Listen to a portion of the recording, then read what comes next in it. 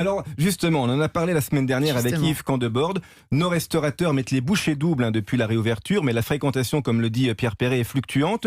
Comment va se passer l'été pour eux? Pourtant, lui, c'est un très bon. C'est un très bon, mais oui, ça va, il a pas trop de soucis. Yves Candeborde, c'est vrai que ces salles sont bien remplies en ce moment, mais c'est pas le cas de tout le monde. Et Charlotte, vous êtes allée prendre la température dans les cuisines et l'inquiétude demeure. Oui, exactement, vous avez raison, Pierre. C'est un peu un été qui pourrait être meurtrier, hélas, pour certains d'entre eux. On parle souvent de 20 à 30% des restaurants qui pourraient baisser le rideau définitivement d'ici la fin de l'année. C'est d'ailleurs déjà le cas pour le Galopin, par exemple, de Romain Tchenko à Paris, ou pour l'un des restaurants de Julien Duboué à La Défense. Oui, il était venu nous parler de l'ouverture justement de ce restaurant ici. L'inquiétude n'est pas la même partout en France, en revanche. Non, quand même, parce que comme 98% des Français ont déclaré qu'ils partiraient évidemment en France cet été, donc les restaurateurs de bord de mer, à la campagne, à la montagne, devraient pouvoir retravailler correctement, on l'espère. En revanche, les restaurateurs en zone urbaine s'interrogent. Est-ce que les villes vont être désertées? Est-ce que les touristes français ou européens vont revenir dans les villes, visiter? Est-ce qu'ils iront au restaurant ou pas? Parce qu'il y a eu le succès des terrasses élargies, ça c'est sûr, mais hélas, elles ne compensent pas vraiment les pertes, surtout ceux de la région parisienne, qui sont restés fermés beaucoup plus longtemps que les autres. La région parisienne souffre beaucoup. Quelle solution cet été pour les restaurants des villes? Bordeaux, Lyon, Nancy, Toulouse, toutes les villes.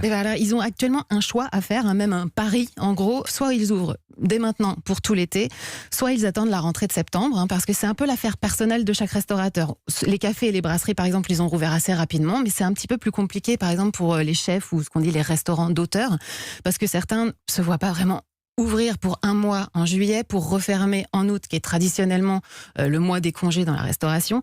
Donc voilà, la question se pose. Simone Tondo, par exemple, le chef de Racine, lui, il a décidé de pas ouvrir, il a pas de terrasse, il préserve son personnel et puis on le reverra en septembre. Et beaucoup de chefs qui rouvrent ont dû revoir leur partition aussi, Pierre Perret.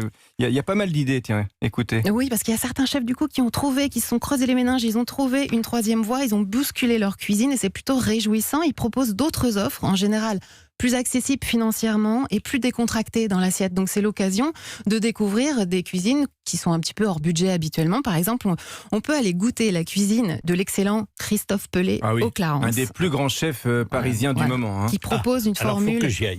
Ça va vous plaire. On va y aller ensemble, tiens. En bas des Champs-Élysées. Oui, d'habitude, il y a des menus à plusieurs centaines d'euros. Et là, il y a une formule déjeuner rapide à 55 € ou un panier repas à 19 €.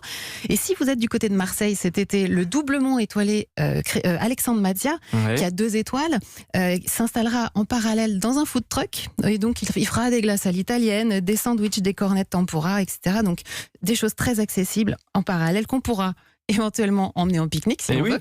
Et puis à Paris, le Chateaubriand, il fait des sandwichs, mais alors totalement addictifs, je vous conseille. Il y a des idées. Voilà, ils veulent croire à leur résilience. Les chefs ne manquent pas d'idées. Voilà, ils ont de quoi vous accueillir les bras ouverts en ville cet été, donc soutenons-les et puis allez au resto.